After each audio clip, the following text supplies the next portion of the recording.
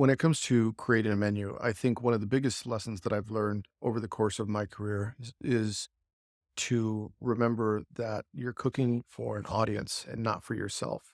And that seems to be one of the biggest criticisms that I've received over the course of my career and that I've also given to many chefs over the course of my career is that you're there to feed the customer and you're not there to impress yourself or your buddies.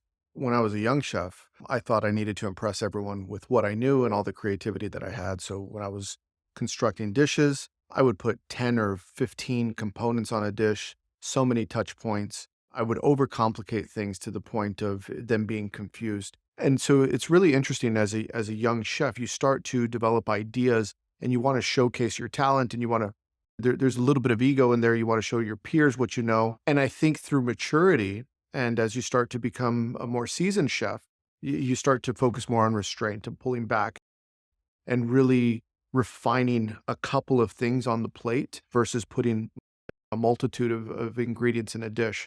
You focus on making sure that it's perfect, that it's executable, and that the team around you can do it. When I'm writing a menu, I use a 70-30 rules. Sometimes it's an 80-20 rule. And typically what that means is 70% or 80% of the menu is going to be items that are very familiar, that are comprehensible, that people understand, that I know people are going to order. It's what we call the fastball down the middle. And then the 20 or 30% is going to be the range where the chef is allowed to experiment and create and stick toe in the water, or maybe design dishes that are maybe a little bit more on the fringe for a select group of foodies or industry or other chefs to impress them. But the fact of the matter is, 80% of the people that come into the restaurant are going to order the same thing. They're going to order the crowd favorites. It's what you could build a restaurant empire off of. Slowly starting to incorporate some new ideas, and that 20 or 30% seems to be it's the sweet spot that I've discovered when it comes to designing menus.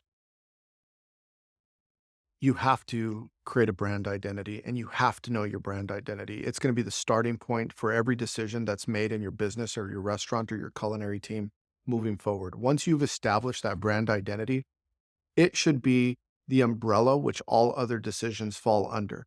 If you're trying to create a menu item that doesn't fall under that umbrella, then it shouldn't even be considered or in the conversation for potentially going on the menu. The way that the uniforms look for the servers, the way that the table is going to be set. If it doesn't fall under that brand identity, then it's the wrong restaurant. The world's completely different now. When it comes to remaining relevant, I think you have to understand what competitive set you're in. So if you're pushing for the high end, I think you have to understand who's on the high end, what they're doing, understand the competition, and do whatever you can by remaining fresh, relevant, read the periodicals or understand what the current blogs are saying about that specific style of cooking or style of restaurant. But the same thing also holds true. If you're in the casual aspect of dining, you need to study that very well. A good example I'd like to give is a roasted chicken. So when you look at a roasted chicken, when we're talking about food trends, it's the type of dish that's going to remain relevant in the next 50 years, and it was as relevant as it was the last 50 years. It's not going to go out of style, and it's always going to be delicious. Where if you look at the top end restaurants, they might be coming up with a dish that in 2 years is going to be completely not relevant because there's cooking trends on there that don't matter and people have moved on, or an ingredient trend, or food is like fashion. They're on to the next thing very quickly. So it's really important to understand that not that one is bad and one is good, but if you're in a restaurant that's focusing on longevity and staying power, then you need to have items on there that have longevity and have staying power. And I use the roasted chicken as the example, but it will be good for now and the next 50 years.